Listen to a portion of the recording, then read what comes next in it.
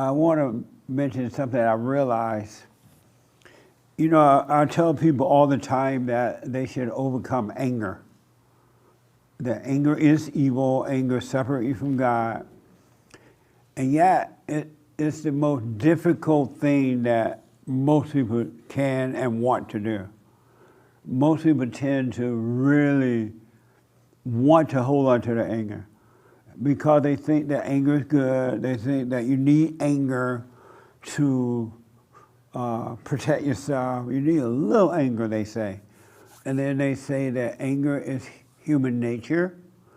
And so what I've been doing recently in counseling and at work or anywhere, I've paid closely attention to people when they get angry. You ever paid attention to yourself or anyone when they got angry? Anybody ever done that? You've done that. And when you get angry, what do you see? There. Just walk around to it, you know, like.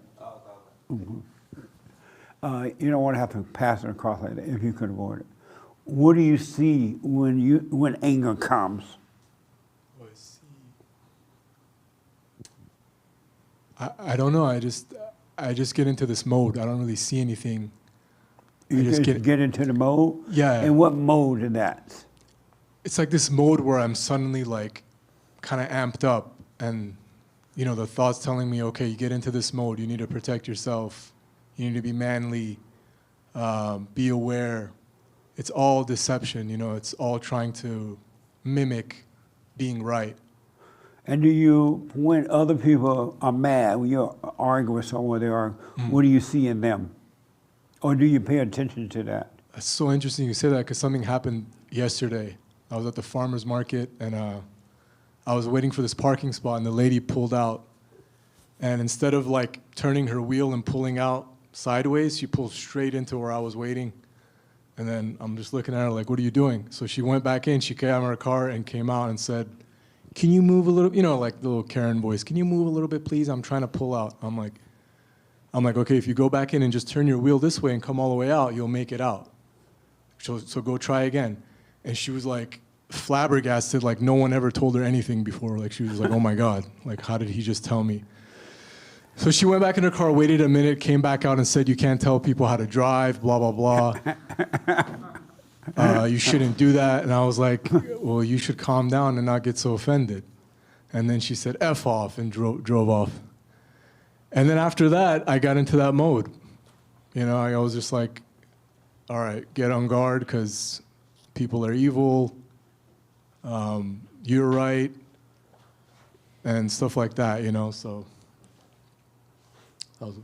That's a water bug. That was a big one. He liked this meeting. Well, go ahead.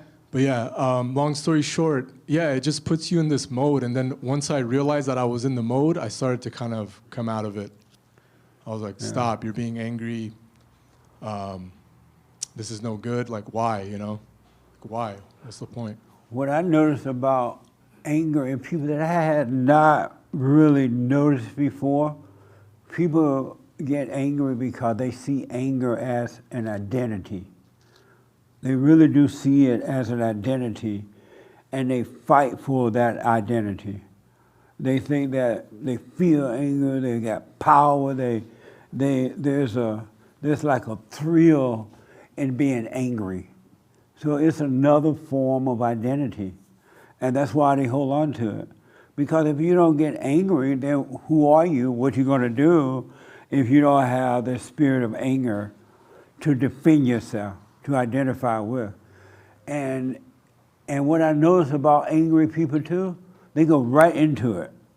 As soon as something hurt their feelings or whatever, which is ego, they go right into it and they just fall into it.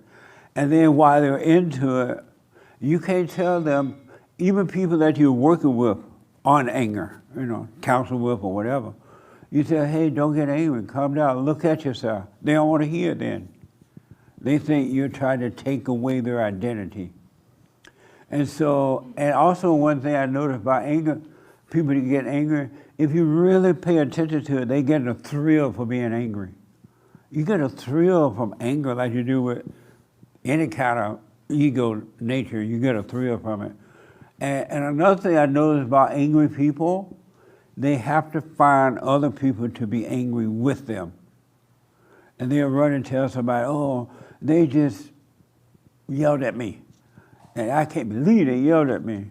And as soon as the other person agrees with it, I can't either. Why would they yell at you? They feel satisfied because they built an army. They are built. An angry person cannot stand alone. They are building an army in order to feel good or to justify their anger. And it's all another thrill, and it's another form of identity. And when you read the Bible, especially when you read the New Testament, the one thing I noticed about Jesus, he said that, I remember once he was yelling at the scribes and the Pharisees. Remember those people? And those are the people that's supposed to be the leaders, right? Am I right about that? The Jew leaders and things like that. And he told them, he yelled at them one time and said, maybe more than one, you all dress up, you put on your fancy robes, you dress up and look good on the outside, but on the inside, you're not clean. You don't clean on the inside, you just clean on the outside. And I know that's how all human beings are until they really start to wake up. They do not clean on the inside. They'll dress up and look good on the outside, but inwardly they're dirty. They're evil. And then on the other hand, Jesus told the people, you don't have to be who you are anymore. You don't have to be who you are. Any longer do you have to be who you are. And I thought that was when I read that, it just made a whole lot of sense. You don't have to be who you are anymore. You don't have to be that way. You don't have to be that way. And you're that way because you want to be that way. You don't want to change because it's your form of identity. You don't have to be angry. You don't have to be jealous. You don't have to worry. You don't have to be lonely. You do not have to have fear. You do not have to move here and there looking for pleasure. The ego loves pleasure and is constantly on search for pleasure. I'm gonna live here, I'm gonna live there, I'm gonna live in New York, I'm gonna live in Texas. It's all for the pleasure. He said you don't have to be that way anymore. There's a natural pleasure that you can have no matter where you are and what your situation is. There's a natural pleasure. And this pleasure that you seek on the outside, it never lasts. It dies down and now you want more, so you gotta do something else to get more. But you no longer have to be who you are, and you must die to social life. You gotta die from this social life. You gotta die from this outer life. There's no way around it. You gotta take your cross all the way up to Calvary as Christ did, and then die from it. And then you gotta be willing to let whatever happens to this false self, this ego nature, you can't defend it if you want to die from it. Otherwise, you're going to always defend a false self. You're going to always have a false life. It's insane to feel anything when people come in and out of your life. When you get married, if your husband or your wife decide one day, the day after the marriage or 20, 30, 40 years later, I don't want to be married to you anymore. I'm out of here. I'm leaving you. It's insane to cry over that or feel pain over that or feel lonely or fear from that. That's another thrill. You're using people to make yourself feel better, to feel like something or someone. You're not supposed to be feeling that. And someone want to leave, whether it's friendship, whatever ship, you're supposed to be free enough to let people come and go in your life, come in and come out, and you expect nothing from them, you get no identity from them at all. And you gotta you will if you work on it. Not you gotta get it, but you will. You gotta let the world go to hell. Really. You gotta say the hell to the world, mean everybody in the world. You gotta say the hell to your daddy, your mama, your wife, your adult children, your friends, your husband, your wife, your workers, co-workers.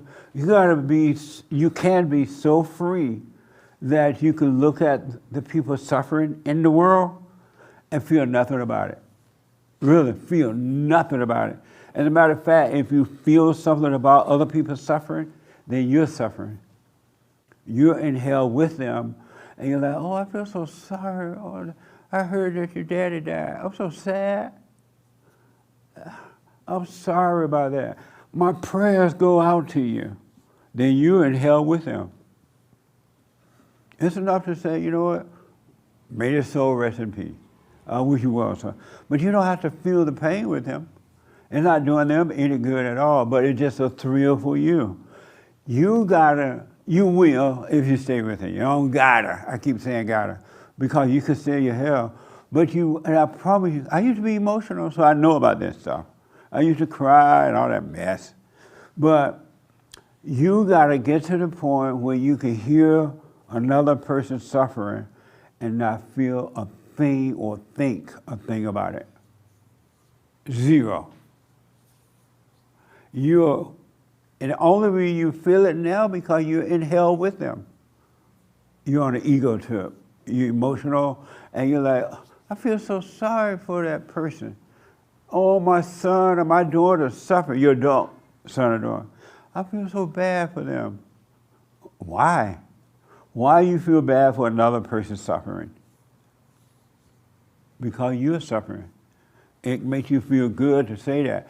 But if you stay with this, you will get to a point where you hear other people's issues and you'll think or feel nothing about it.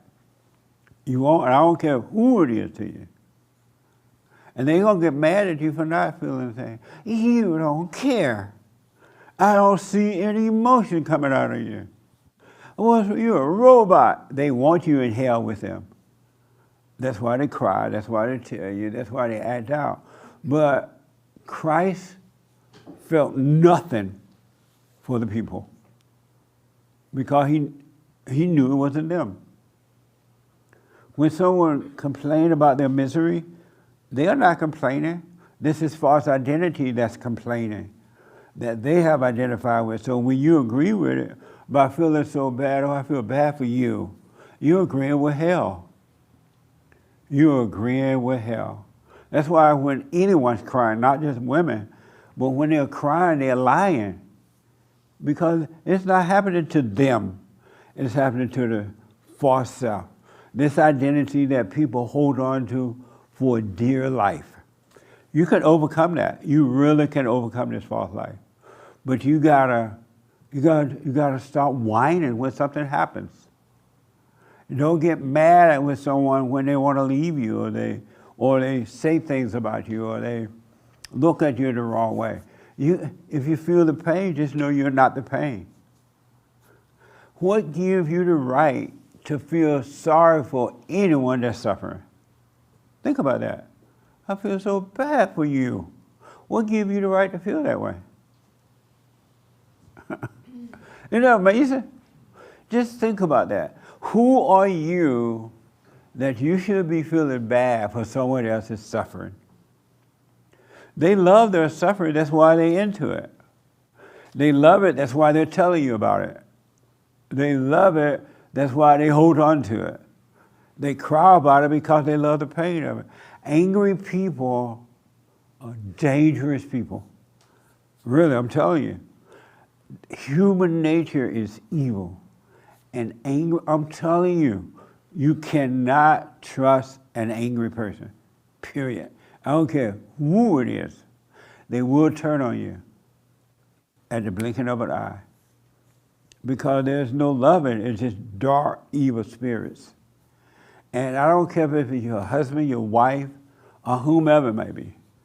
And when you see it, when you wake up to it, though, you see the person like that, you won't judge them because you will understand that it's not them, that something else literally have a hold on them, just as it had a hold on you, or it may still, but you're overcoming it. But you watch out for them because you know you cannot trust human nature. You can't trust human nature, period. And so don't try to make yourself be this way, because you can say, I don't trust anyone. I don't care. And when you say it that way, you're lying. You're going to see not to be that way. You don't have to convince yourself to be that way, or you don't have to brag about it or tell someone, well, I don't care what people think about me. When you hear people say, well, I don't care what people think about me, they're lying. And they're trying to convince themselves and convince you that they don't care what people think. Because if you don't care, why you need to mention I don't care, right?